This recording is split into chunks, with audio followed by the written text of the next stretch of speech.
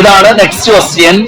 ഇതിലെ ഒരു ട്രയാങ്കിളിന്റെ ഏരിയ കാണണമെങ്കിൽ അറിയേണ്ട രണ്ട് കാര്യങ്ങൾ, ബേസ് അറിയണം, ഹൈറ്റ് അറിയണം. ഏത് ട്രയാങ്കിളിന്റെയും ഏരിയ കാണണമെങ്കിൽ അറിയേണ്ട രണ്ട് കാര്യങ്ങൾ എന്തൊക്കെയാണ്? ബേസ്.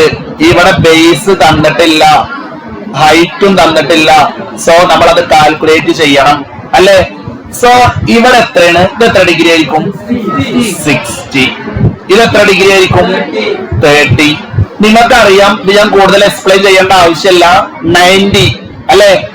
90ക്ക് ഓപ്പോസിറ്റ് 4 ആണെങ്കിൽ 30ക്ക് ഓപ്പോസിറ്റ് എത്ര? 2. ക്ലിയർ അല്ലേ? ഇങ്ങനെ ഈ ആരോ മാർക്കൊന്നും എക്സാമിന് ഇട്ടേക്കരുത് കേട്ടോ, ഞങ്ങൾക്ക് മനസ്സിലാകാൻ വേണ്ടി കാണിച്ചു തന്നതാണ്. 90ക്ക് ഓപ്പോസിറ്റ് 4 ആണെങ്കിൽ 30ക്ക് ഓപ്പോസിറ്റ് എന്താണ്? 2. ഇവിടെ എന്താ വരിക? 2√3. ഇവിടെയോ 2√3. ക്ലിയർ അല്ലേ? So all of you know that what is base? 2√3 2√3 അല്ലേ ബേസ്? അല്ലേ? അല്ലേ? 2√3 ആഡ് ചെയ്താൽ എത്ര √3 ആ? 4√3.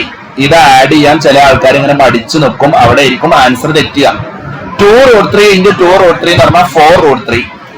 ബേസ് ബേസ് കിട്ടി. ഹൈറ്റ് എന്താ? ഹൈറ്റ് എന്താ? ഹൈറ്റ് എന്താ? 2. ഹൈറ്റ് 2ഉം കിട്ടി. ഏരിയ കാണാനുള്ള ഇക്വേഷൻ എന്താ? ഏരിയ കാണാനുള്ള ഇക്വേഷൻ എന്താ? Half into B into H അല്ലെ. Half into B into H. Half into what is B? 4√3. 4√3. H എന്താ? 2. ഇനി നിങ്ങൾ ഈ 4ഉം 2ഉം കട്ട് ചെയ്യരുത്. ഏതാണ് കട്ട് ചെയ്യുക?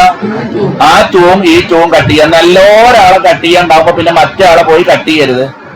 2ഉം 2ഉം. 1 × 4√3 4√3.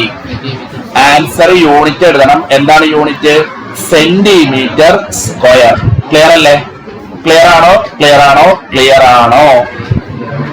യെസ്. Next question.